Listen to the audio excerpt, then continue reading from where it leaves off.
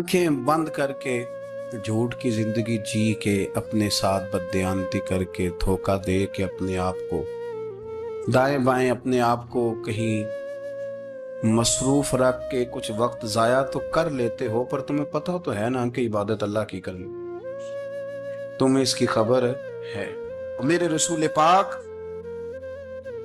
अलैहि वसल्लम ने फरमाया, बंदा अल्लाह के सबसे करीब उस वक्त होता है जब वो सजदे की हालत में होता है। किसके करीब होता है? अल्लाह के सबसे करीब होता है। वो बड़ा नेड़े है रब के, बड़ा करीब है, इसलिए कि वो हालत है सजदा। वो जब सजदे करता है ना, उसकी बारगाह में जब झुक जाता है, आप जरा सजदे की कैफियत देखें ना, जुबान भी यहाँ है, आंख भी यहाँ है, कान भी, अकल भी सारी, इसने सारा कुछ रख दिया सजदे।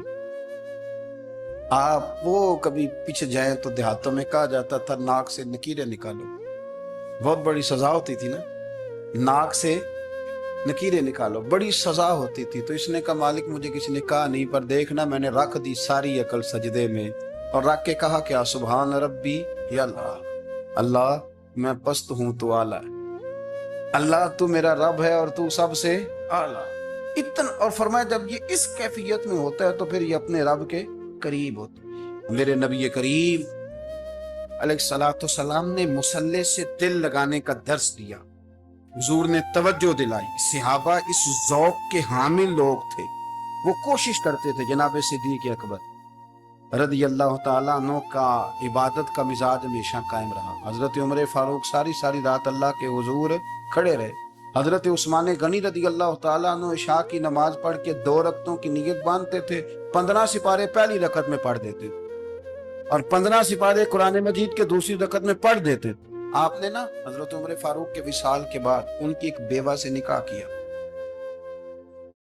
हजरत उस्मान गनी ने निकाह किया। वो खातून आपके निकाह में आई तो अर्ज करने लगी, अमीरुल मोमिनीन मेरे लिए एजाज तो बहुत है कि मैं अमीरुल मोमिनीन की बेवा थी तो अमीरुल मोमिनीन की मनकूहा हो गई हूँ, लेकिन हुजूर न तो मैं जवान हूँ कि मेरे अंदर रगबत होती और ना मैं अब इस काबिल हूँ कि कोई खिदमत कर सकूं। मेरे साथ निकाह की वजह क्या बनी? उस्मान गनी रो पड़े, फरमाने लगे मैंने उमर फारूक को मस्जिद में अपने रब से डरते हुए देखा, मैंने उसे रोते हुए देखा, अदल करते देखा, इंसाफ करते देखा, उम्मत की खैर खाई करते देखा। तुम्हारे साथ निकाह इसलिए किया है कि तुम मुझे ये बताओ कि उमर फारूक घर के अंदर अपने रब को कैसे राजी करते, घर के अंदर कैसे राजी करते थे, वो तरीके बतलाओ, तुम बताती जाना और मैं भी उसी तरह घर में इबादत करूं।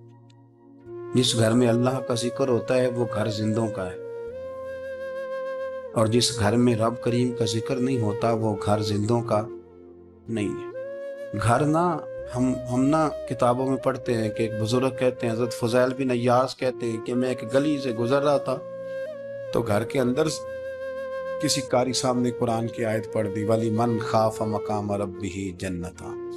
मैं तो मेरे कानों से टकराई तो अल्लाह ने मेरी काया ही पलट दी, मैं तौबा कर गया। अब घर के अंदर से आवाज आए तो सही ना तिलावत की, पर अंदर से आवाज आती नहीं, या डेक बजने की आवाज आती है, या टीवी चलने की आवाज आती है, या धूम मचाने की आवाज आती है। इबादत का वो जो खास शौक था, वो जो हुस्न था, वो जो तवानाई, वो जो बात।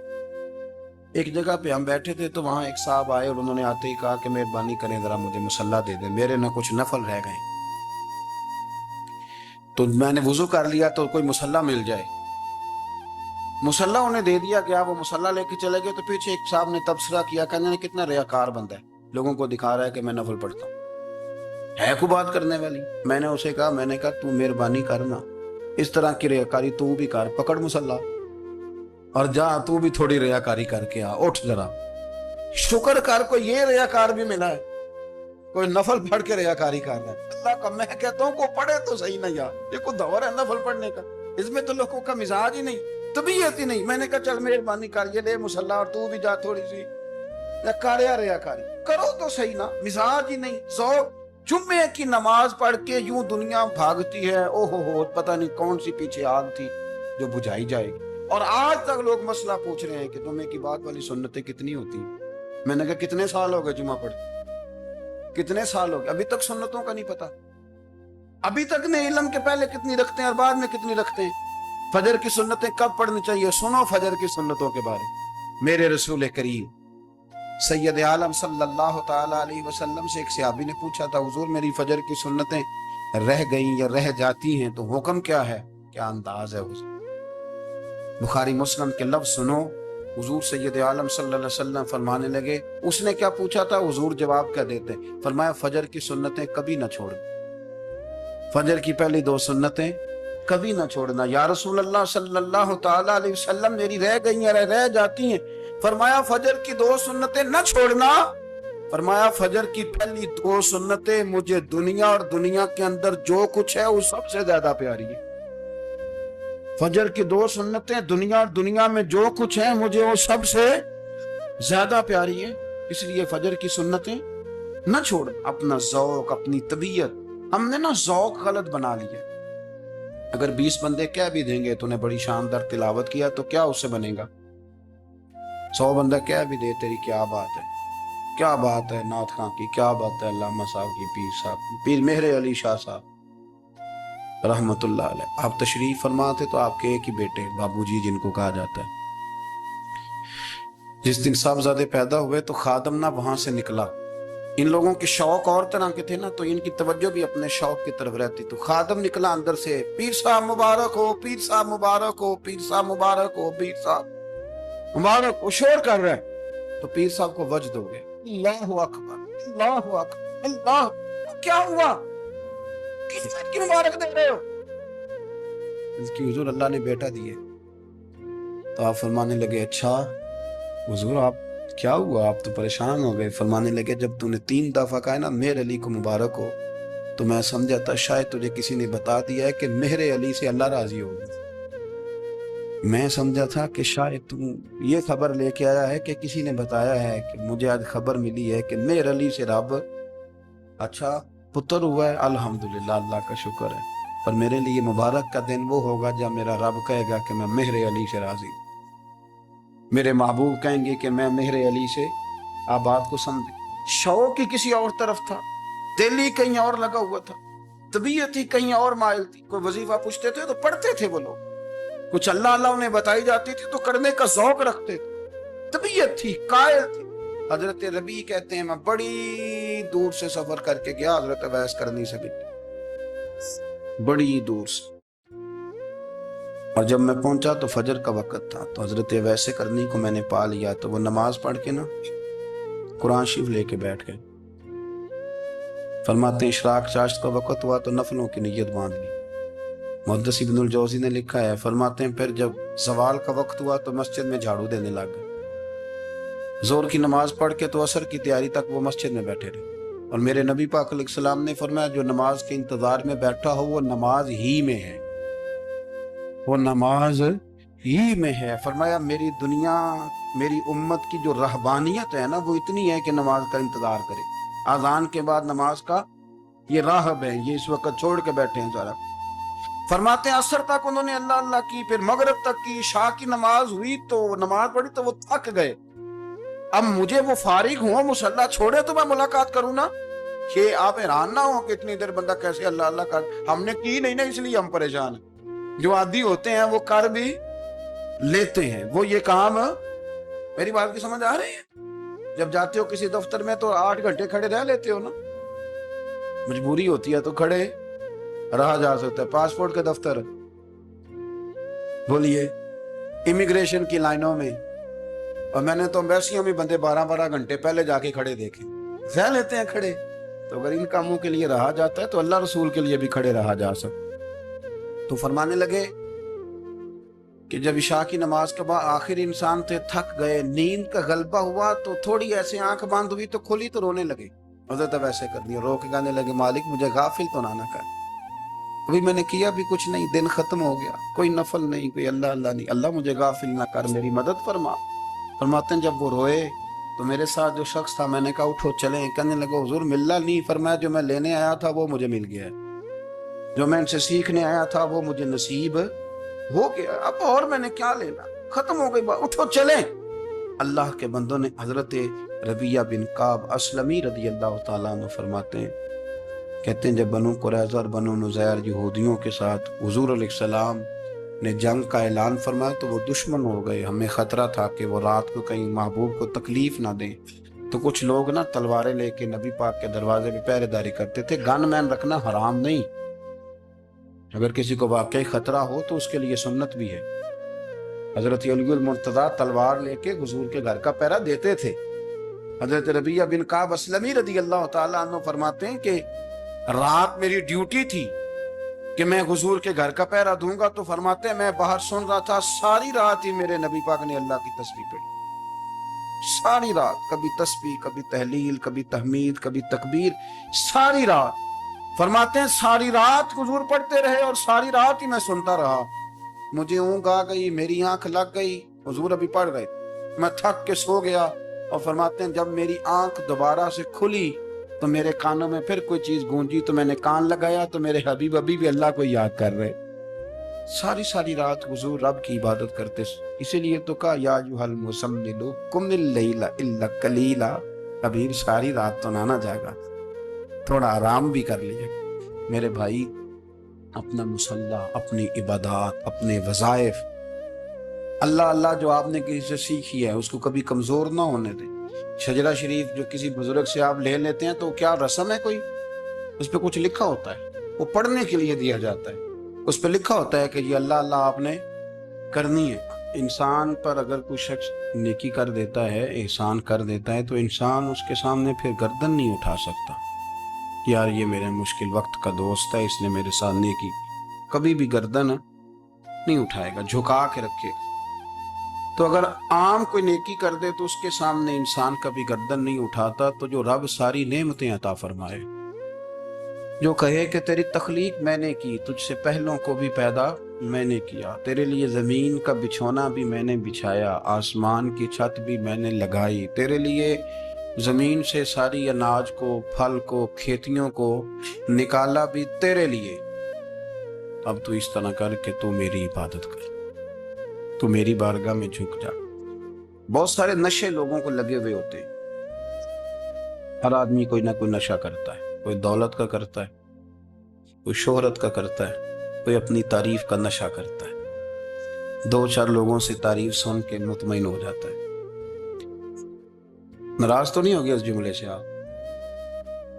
کرتے ہیں لوگ دولت کا نشہ بھی، یہ جب نقصان ہوتا ہے تو بندے بیمار نہیں ہو جاتے؟ پیسے ڈوب جاتے ہیں تو لوگ بیمار نہیں ہو جاتے؟ تو اس کا مطلب یہ ہوتا ہے کہ نشہ ٹوٹ گیا ہے۔ اب بہک ہوئے ہیں نا تھوڑے سے تو کانپتے ہیں، تڑپتے ہیں، پریشان۔ نشہ ہی اسی طرح ہی کرتا ہے نا، نہیں ملتا تو پریشان ہوتا ہے۔ یہ سارے نشے ہیں، مختلف قسم کا نشہ۔ ہم مانتے نہیں اس بات کو، تسلیم نہیں کرتے، کیونکہ تسلیم کرنا بڑا مشکل کام ہے، اس کے لیے تو بڑی ساری چیزیں جو ہیں وہ دبوچ کے اور بڑی سارے رستے پھلانگ کے آنا پڑتا ہے، تو بڑا مشکل ہے ماننا، ورنہ کرتے ہیں ہم، ہمارا مزاج ہے۔ یہ گھومنے پھرنے کا، دنیا دیکھنے کا بھی ایک نشہ ہے، یہ بہت ساری باتیں کرنے کا بھی ایک نشہ ہے، گپ شپ کا بھی ایک نشہ ہے۔ دو چار لوگوں کی جب تک پگڑیاں نہ کھول لیں، بعض لوگوں کو نیند نہیں آتی، یہ غیبت کا، چغلی کا، بددیانتی کا، یہ بھی ایک نشہ ہے۔ اس پر ملا رومی رحمت اللہ نے بڑا کلام لکھا ہے، وہ کہتے ہیں مانگ کے کھانے کا بھی نشہ ہے، مانگ کے کھانے کا بھی نشہ ہے۔ وہ کہتے ہیں کہ ایک بھیک مانگنے والی خاتون تھی، تو بادشاہ کے پاس بھیک مانگنے آئی، تو بادشاہ کو پسند آ گئی، اس نے شادی کر لی۔ اب اس کو عادت تھی بھیک مانگ کے کھانے کی، تو وہ کنیزوں سے کہا کرتی تھی کہ فٹافٹ نہ روٹی لے کے آیا کرو، میں 2-3 دفعہ مانگوں تو پھر لایا کرو، کیونکہ ایک نشہ ہے نا، تو میں مانگوں 2-4 دفعہ تو پھر۔ تو انسان بہت سارے نشے کرتا ہے، یہ مانتا نہیں، یہ موبائل، یہ فیس بک، یہ سارے نشے ہی ہیں۔ اپنی فوٹو لگا لینا، سارا دن اسی کو دیکھتے رہنا، اور بڑے بڑے سیانے بندے جو وزادار ہیں، بڑے وزادار لوگ ہیں، لیکن وہ بھی سنجیدگی کے قائل نہیں، اس طرح کے نشوں کا شکار ہیں۔ یہ سارے نشے ہیں جو ہم نے پال لیے۔ ہمارے صوفیاء، ہمارے بزرگ فرماتے ہیں کہ تم اس طرح کرو، اگر سارے نشوں سے بچنا چاہتے ہو تو سجدے کا نشہ شروع کرو، سجدے کا نشہ شروع کرو۔ یہ نا اقبال کہتے ہیں، عطار ہو، رومی ہو، رازی، آپ بات کو سمجھیں، عطار ہو، رومی ہو راضی ہو غزالی ہو کچھ ہاتھ نہیں آتا بے آہ سحر گاہی. کہتے بہت بڑا صوفی ہو جیسے فرید الدین عطار تھے، بہت بڑا تصوف کا امام ہو جیسے امام غزالی تھے، بہت بڑا تفسیر کا استاد ہو جیسے امام رازی ہو، عطار ہو، رومی ہو، رازی ہو، غزالی ہو، پر کچھ ہاتھ نہیں آتا بے آہ سحر گاہی. اگر سویرے اٹھ کے روتا نہیں نا اللہ کی بارگاہ، اگر تہجد نہیں نہ پڑھتا تو کچھ ہاتھ نہیں آتا بے آہ سحر گاہی. پھر اس کو کوئی چیز نصیب. میری بات کی سمجھ آ رہی ہے آپ حضرات؟ جب تک آپ سویرے نہیں اٹھتے، آپ اللہ اللہ نہیں کرتے، آپ کو نوافل کا چسکا نہیں، عبادت کا مزہ نہیں، فرمایا میری عبادت کرو، یہ شوق پیدا کرو، میں نے تمہیں پیدا کیا ہے. ہم لوگوں کے نشے مختلف نشے، بڑا عجیب رنگ ہے. محفل کی صدارت کرنے والے بڑے پیر صاحب، بڑے القابات، ہو بیچ میں سے بندہ تلاش کرنے سے بھی نہیں مل رہا، اتنے بڑے لقب ہیں اس کے. لیکن وہ سج سنور کے 2.5 گھنٹے بیٹھا رہا محفل میں، اور نماز کا وقت آیا تو اس نے مختصر سی پڑھی اور نکل گیا ہلکے سے سجدے کی. او اتنا بڑا عشق رسول نعت کا، او ہو کیا بات ہے. اور عشق رسول کا بہت بڑا پیغامبر، بہت بڑا مبلغ، وہ بیچارہ سمجھ ہی نہیں سکا کہ اللہ کے رسول نے فرمایا تو نماز پڑھ میری آنکھیں ٹھنڈی ہو جائیں گی. تو یہ نشے کے عادی تو ہیں پر حقیقت کے قائل نہیں ہیں. یہ بس ٹھیک ہے خوابوں کی دنیا میں لوگ زندہ ہیں، پر جن کو یہ جو نشہ تھا نا عبادت کا، یہ میرے رسول پاک کی چاہت ہے، یہ میرے نبی کریم علیہ السلام کی. آپ دیکھیں نا حضور مہینوں جا کے غار حرا میں بیٹھتے، کیا وہاں تبلیغ کرتے تھے؟ کوئی کتاب لکھتے تھے؟ رسول کریم علیہ السلام مہینہ رہتے غار حرا میں. کوئی نہ مجھے دیکھے، کوئی نہ مجھے ملے، حضور یہاں کیا ہے؟ فرمایا میں اپنے رب کی عبادت کروں. نبی کریم علیہ السلام نے سجدوں کے ساتھ پتھروں اور پہاڑوں کو آباد کر دیا، سجدوں کے ساتھ. آپ کا سجدہ آپ کو بہت ساری چیزوں سے چھڑا لیتا ہے، یہ بہت ساری جگہوں سے جھکنے سے بچا لیتا ہے. صوفیاء اولیاء یہ کیا کرتے تھے؟ یہ سجدے کا ذوق ہی تو پیدا کرتے تھے. سجدے کا ذوق. شاہ عبد العزیز دباغ رحمت اللہ تعالی علیہ اپنے مریدوں سے فرمایا کرتے تھے کہ اگر تم پکے نمازی بن جاؤ نا، تہجد گزار ہو جاؤ، تو میرے پاس آنا جانا چھوڑ دینا. عرض کی حضور کیوں؟ فرمایا میں تمہارے اور رب رسول کے رستے میں رکاوٹ نہیں بننا چاہتا، اور میرا مقصود ہے تمہیں وہاں تک پہنچانا. جب پہنچ گئے تو پھر میری ضرورت ختم ہو گئی. ہاں کبھی وسوس آئے، شک پیدا ہو، تکلیف ہو تو آنا. بیت المقدس پر قبضہ تھا عیسائیوں کا، تو صلاح الدین بڑے پریشان تھے. بابا جی کہنے لگے پتر کیا ہوا؟ کہنے لگے حضور پتہ چلا ہے دشمن کے 2 بحری بیڑے اسلحہ لے کے آ رہے. مسلمان پہلے ہی کمزور ہیں، اور اب اگر 2 بحری بیڑے اور آ گئے تو حضور مسئلہ بن جائے گا. تو میں پریشان ہوں کہ کس طرح یہ کم مسئلے والی ہماری فوج ہے کیسے مقابلہ کرے گی. تو بابا جی کہنے لگے پتر اس طرح کرنا، آج رات تو بھی دعا کرنا اور میں بھی کروں، تو بھی دعا کرنا. آپ ناراض نہ ہونا، ہم تو پیروں والے ہیں، ہم تو پیروں کے نوکر غلام ہیں، ہمارا تو گزارا ہی نہیں، ہمیں تو ملتا ہے سارا کچھ وہاں سے. پر میرا سوال یہ ہے کہ تعویذ لینے جاتے ہو نفل کیوں نہیں پڑھتے؟ رات اللہ اللہ کیوں نہیں کرتے؟ یہ بھی تو ہمارے بزرگوں کا ہی طریقہ ہے، انہوں نے تو ہمیں سکھایا ہے. صلاح الدین ایوبی سے بزرگوں نے کہا کہ رات آج نا اللہ اللہ کرنا، تو میں تیرے لیے دعا کروں گا، تو بھی دعا کرنا. تو بندہ جب دکھی ہوتا ہے تو سجدہ کرتا ہے، تو پھر ہی تو مصلی بھیگ جاتا ہے، پھر ہی تو مزہ آتا ہے. سکھی بندہ تو کعبے جا کے نہیں روتا. دکھی تھے، تکلیف تھی، تو سر رکھا سجدے میں تو تڑپ گئے. اور وہ بابا جی کہتے ہیں میں مسجد آیا تو صلاح الدین چیخے مار کے رو رہا تھا اور کہہ رہا تھا مالک میں کوئی اپنی شان کے لیے تو نہیں نہ لڑ رہا، اللہ کو میں کوئی قبضوں کے لیے تو نہیں لڑ رہا، مالک تیرے لیے لڑ رہا ہوں، مجھے بے آبرو نہ کرنا، میری مدد فرما. کہتے ہیں میں آیا تھا کہ مسجد میں دعا کروں گا، پر صلاح الدین ایوبی کو روتے دیکھا تو میں لوٹ گیا. تو سویرے صلاح الدین ملے تو بڑے خوش تھے. میں نے کہا پتر کیا ہوا؟ کہنے لگے حضور وہ بحری بیڑے 2 آ رہے تھے نا اسلحہ لے کے، دونوں ڈوب گئے پانی. پانی میں ڈوب گئے تو بابا جی کہنے لگے صلاح الدین وہ پانی میں نہیں ڈوبے، وہ تیرے آنسوؤں میں ڈوب گئے، وہ غرق ہو گئے، وہ جو تو نے مسلح بات کیا تو وہ تیرے آنسوؤں میں ڈوب گئے، وہ غرق ہو گئے، وہ تباہ اتنے قیمتی تھے، تیرے آنسو کے بہا لے گئے دشمن کے بحری بیڑوں کو۔ میرے بھائی ٹھیک ہو گیا، میرے عزیز سمجھ لیں اس بات کو ہمیشہ کے لیے، اور اس پر غور کر لیں اچھے طریقے سے کہ میرے رسول کریم سید عالم صلی اللہ علیہ وسلم نے نا ہماری توجہ دلائی، حضور نے ہمیں بتلایا، ہمارا ذوق بڑھایا عبادت کی طرف۔ ایک صحابی تھے حضرت ابو فاطمہ رضی اللہ تعالیٰ عنہ، یہ ترمذی شریف کی حدیث ہے۔ نبی پاک علیہ السلام نے فرمایا ابو فاطمہ قیامت کے دن مجھ سے جلدی ملنا چاہتے ہو کہ دیر کے ساتھ؟ تو کہنے لگے حضور کون ہوگا جو دیر سے ملنا چاہے، ہم نے تو جان دے دی وعدہ دیدار پر۔ اعلیٰ حضرت فرماتے ہیں جان دے دی وعدہ اور نقد اپنا دام ہو ہی جائے گا۔ مجھے لگتا ہے کہ یہ سودا نقد و نقد ہو جانا ہے، چونکہ ہم نے جان دے دی وعدہ دیدار پر۔ آپ نے وعدہ کیا تھا کہ مریں گے تو پھر زیارت ہوگی، تو مر گئے ہم زیارت کی خاطر۔ جان دے دی وعدہ دیدار پر تو نقد اپنا دام ہو ہی جائے گا۔ اے رضا ہر کام کا ایک وقت ہے، دل کو بھی آرام ہو ہی جائے گا۔ تو حضرت ابو فاطمہ رضی اللہ تعالیٰ عنہ سے نبی پاک صلی اللہ علیہ وسلم نے فرمایا جلدی ملنا چاہتے ہو کہ دیر سے؟ اس کی حضور فٹافٹ ملنا ہے، میں نے قیامت کے دن آپ سے جلدی ملنا ہے۔ تو نبی پاک علیہ السلام نے فرمایا پھر اس طرح کرنا، دنیا میں رہ کے سجدے زیادہ کرنا، پھر سجدے زیادہ کرنا، قیامت میں ملاقات جلدی ہو جائے، قرب ملے گا تم۔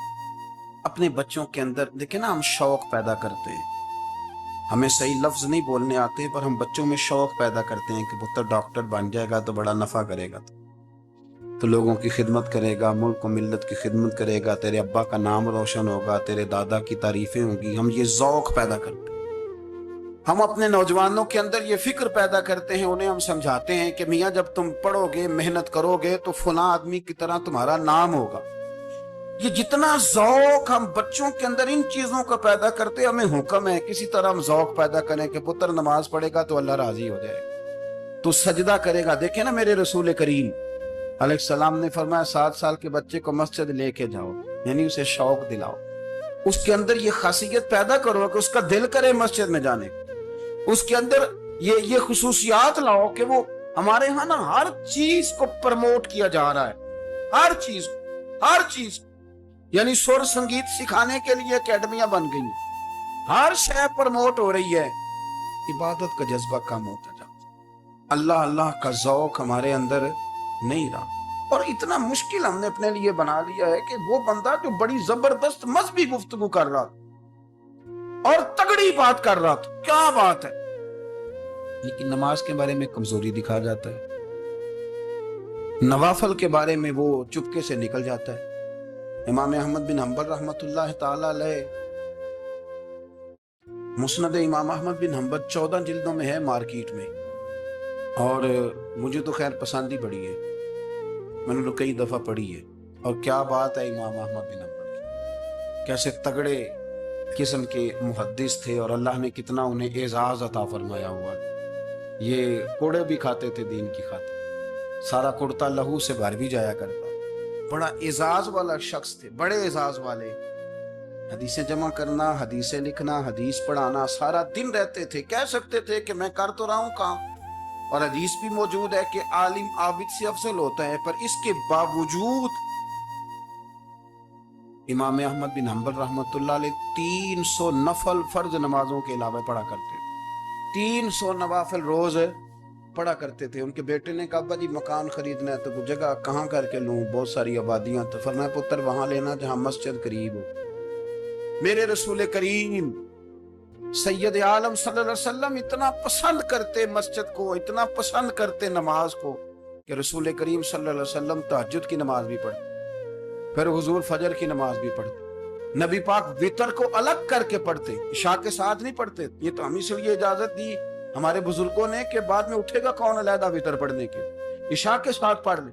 وتر پڑھتے، تہجد پڑھتے، فجر پڑھتے، اشراق پڑھتے، چاش پڑھتے، پھر مغرب کی نماز کے بعد 6 رکعت اوابین پڑھتے، پھر رات کو صلاۃ اللیل پڑھتے. سیدہ عائشہ صدیقہ کہتی ہیں زمانہ سو جاتا اور میرے رسول مصلی بچھا کے کھڑے ہو جاتے. او یار کھیتی باڑی کر کے نہیں، محنت مزدوری کر کے نہیں. جناب عائشہ کہتی ہیں میں یہ بھی دیکھتی کہ حضور ایک آیت شروع کرتے تو ساری رات اسی کو پڑھتے، اور میری نظر جاتی تو قدم مبارک پہ ورم آ جاتا. یار نماز پڑھ پڑھ کے اتنی مشقت کر کے اتنی جد و جہد کر فرم آ گیا، یا رسول اللہ اتنی محنت کیوں کرتے ہو؟ فرمایا افلا اکون عبدا شکورا، کیا میں اپنے رب کا شکر گزار بندہ نہ بنوں؟ صحابہ کا ذوق عبادتوں کا، ریاضتوں کا، تلاوتوں کا، طبیعت ہے ان کی. وہ ایک دوسرے کو، حضرت مولا علی شیر خدا کرم اللہ تعالیٰ وجہ الکریم کے زمانے میں روم کے بادشاہ نے کہا یار یہ مسلمانوں کا پتہ تو کرو، یہ آخر کیوں اتنے زیادہ مجاہد ہیں. اس زمانے میں جاسوس بھیجنے کا مزاج تھا. اب تو جاسوس پکڑا جاتا ہے، اب تو جاسوس ہو. جاسوسی کا شوق ویسے آج بھی ہے. عرض کروں تھوڑی سی بات ہی سلمان جی، پتہ کیا ہمارا مسئلہ ہے؟ ہم جہاں جاتے ہیں نا وہاں تھوڑی خوشبو سونگنے کی کوشش کرتے ہیں. وہ کیا ہے تو یہ کیا ہے تو ادھر کیا ہے تو تھوڑا سا ادھر کیا ہے. میرے رسول پاک پڑھیے درود شریف، سارے پڑھیے ذرا زور سے، صلی اللہ تعالی. نبی پاک علیہ السلام نے فرمایا جاسوسی نہ کرنا ورنہ تم بندوں کو خراب کر دو. اور فرمایا اس طرح نہ ہو کہ تم کسی کے اب کھول نہ نکلو تو تمہارے پہلے کھول جائیں. یہ جو ذوق ہے نا یہ ختم کریں، چھوڑیں. مطلب آپ کس چکر میں پڑے ہوئے، اتنی زیادہ توجہ کرنے کی کیا ضرورت؟ نے کام سے کام رکھی، اس میں بندہ تھوڑا سا نا آسان رہتا ہے. یہ جو بہت زیادہ ٹٹولنے والے لوگ ہوتے ہیں نا وہ بےچارے پھر عمر ٹٹولتے ہی گزار دیتے، اس لیے کہ مزاج ہی بہت پکا ہے. گوری کا منہ کھول کے اندر تک ہاتھ ڈالنا، تو پھر کئی دفعہ سامنے سے بچھو بھی لڑ جاتا، خرابی ہوتی. تو جاسوسی کی جاتی تھی. اس نے بھی جاسوس بھیجے کیونکہ قبیلوں کے لوگ تھے، کچھ مسلم کچھ کافر، پہچانے نہیں جاتے تھے لوگ. تو کچھ لوگ اس نے بھیجے، انہوں نے آ کے نا تحقیق